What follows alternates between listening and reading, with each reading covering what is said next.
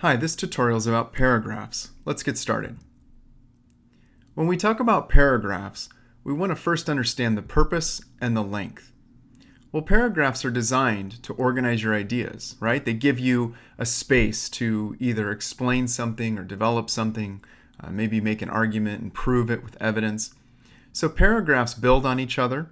They offer new information. They can allow the author to change direction or change topics. But mostly they're organized, or they help organize your main ideas.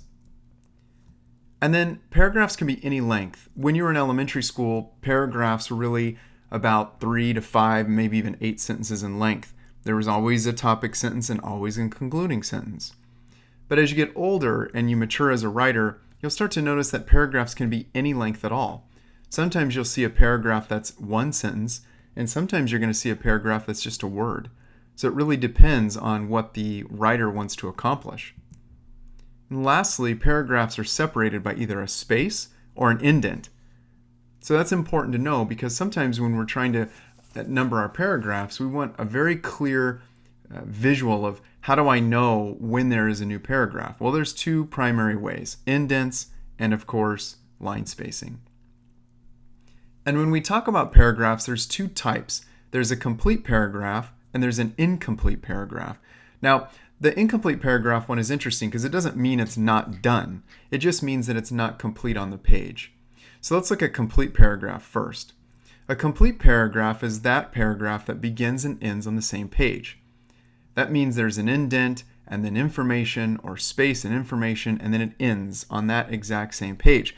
Whereas an incomplete paragraph will begin on one page and end on another. So we have complete paragraph and we have an incomplete paragraph. Transitional language really helps us as readers because it tells us that we are moving, or the writer is moving from one idea to another. So when we talk about transitional language, that often accompanies the beginning of a new paragraph. Words like additionally, however, and therefore.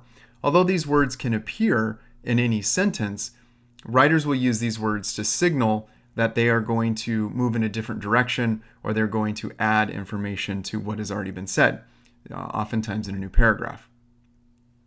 So transition words, they help us understand the relationship among those paragraphs or between two paragraphs. There they are, transitional words. They're very helpful for us, both when we write and when we read. When you're looking at a text, whether it be a paper or print copy or a digital text, it's best to scan your text to see how many paragraphs there are. Don't start reading your questions immediately. Look at the text, scan through it. See how long it is, see how many paragraphs, even if you don't count them exactly. Just get a guesstimate of how many there are. Don't do this kind of work with a novel, though. You would be turning pages for days, getting to the end of the novel, looking at all the paragraphs. But anything short, definitely take a look and see how many paragraphs there are. And when you're doing an online assessment, scroll through and see how many paragraphs there are before you answer questions. And then when you're reading a screen, scroll, and then when you get to the bottom of that scroll, just scroll right back up to the top and you'll be better prepared on how long this actual text is.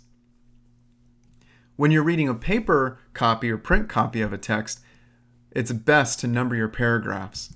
And you want to number your paragraphs so that when you're talking about it or writing about it, you can easily reference where these ideas come from. Digital screens, of course, you can't write on, but whenever there's a paper copy, it's best to get in the habit of numbering your paragraphs.